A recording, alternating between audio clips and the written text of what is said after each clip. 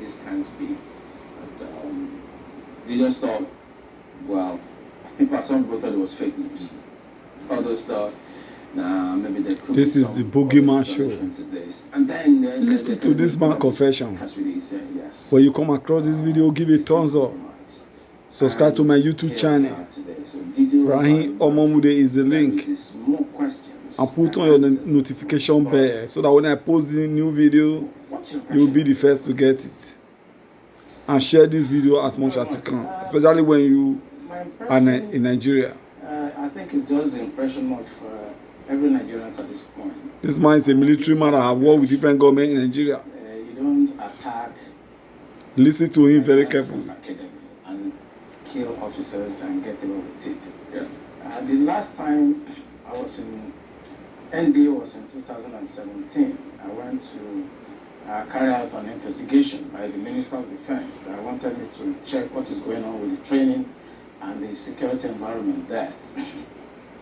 I remember I spent about a week at NDA with the commandant and with the staff, but something struck me. And that was every Friday, the gate of NDA is thrown open. And everybody have access to come and pray in the mosques. And I want to actually enjoin journalists to go to all military formations across the country on Friday by 1 o'clock.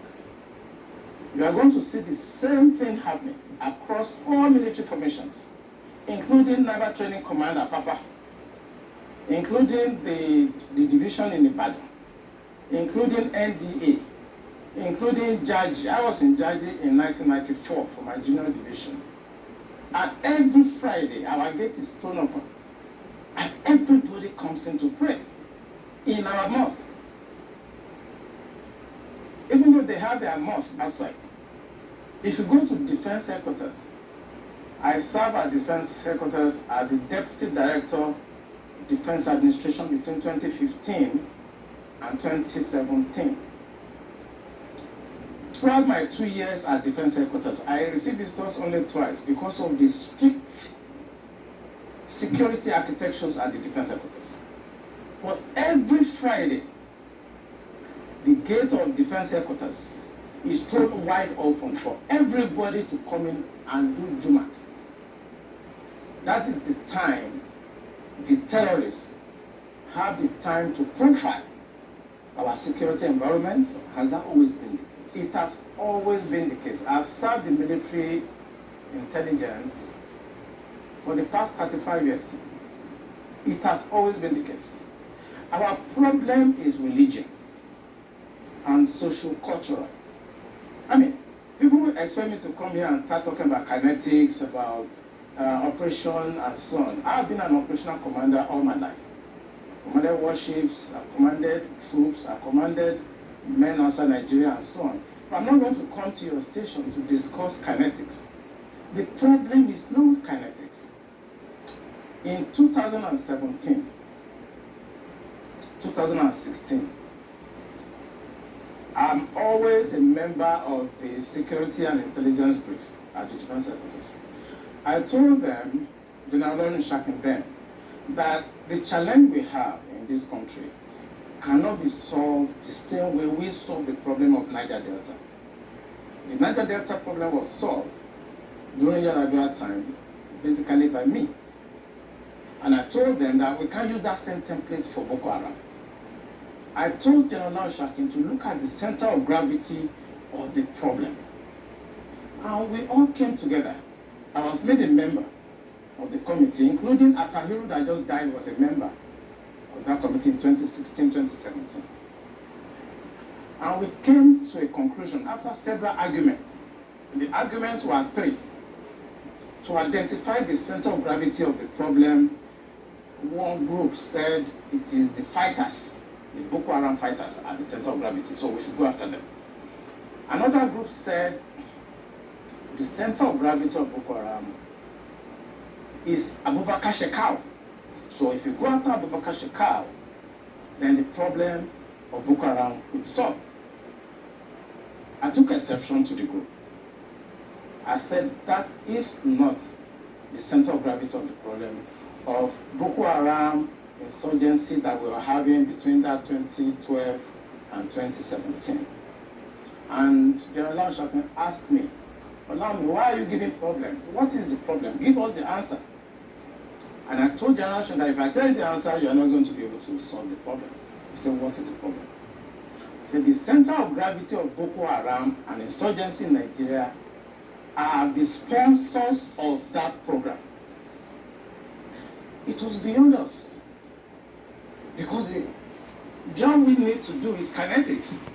Fight, destroy places, resolve issues. Yeah. But we cannot resolve issue of sponsors of Boko Haram that were in Buhari's government, that we know them. When you say we? I was in the military intelligence. And the defense headquarters staff that I work with, they know. And that was why we couldn't pursue that aspect that could have resolved that problem. Because you need to arrest people. And recently, 400 people were gathered as sponsors of Boko Haram. Why is it that Buhari government has refused to try them? So the government knows sponsors of Boko Haram? Of course, it's in the news. In April this year, the government said they have arrested 400 Bureau de Change related, people that were sponsoring Boko Haram. They told us. And Abu Dhabi also helped us to arrest few Nigerians, tried them, we know them. Why can't this government, if not that they are partisan, and they are actually part of the charade that is going on, why can't they bring those people out for trial? So the Bureau de Change operators on the one hand, but you particularly said people in government. Are those part of the Bureau de Change, or those people that you say are in government are still there, government is aware, and government is condoning them? The people I mentioned that are in government are not these ones they just arrested. You remember this Boko Haram issue started since 2012. Yeah. And I was in the military intelligence that time. We arrested those people. It is my organization that actually conducts interrogation and interview. And they mention names. I mean, I can't come on the air and start mentioning names of people that are presently in government now that I know. Presently in government. That the boys that we arrested mentioned. Some of them are governors now. Some of them are in the Senate. Some of them are in Aso Rock.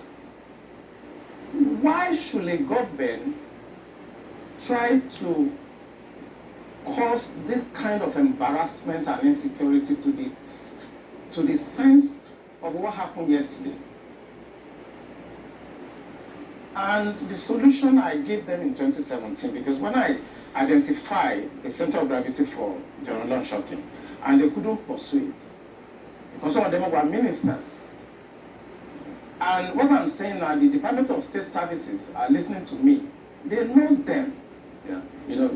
So the solution I gave them was that if we can't pursue the policy strategic level, because the people that we need to talk to are also going to be difficult to deal with, I said what they should do now is to conduct two things.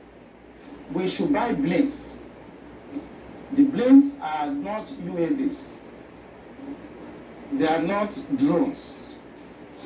Blimps are equipment that can fly up to 10,000 feet, 30,000 feet, static if you want, mobile if you want, and they carry a lot of payload. We saw them in Afghanistan. We saw them in Kenya. This will be something that can give us real-time intelligence. And we can know where these bandits or terrorists, where they emanate from, when they finish operations as they've done, where they go back to. Okay.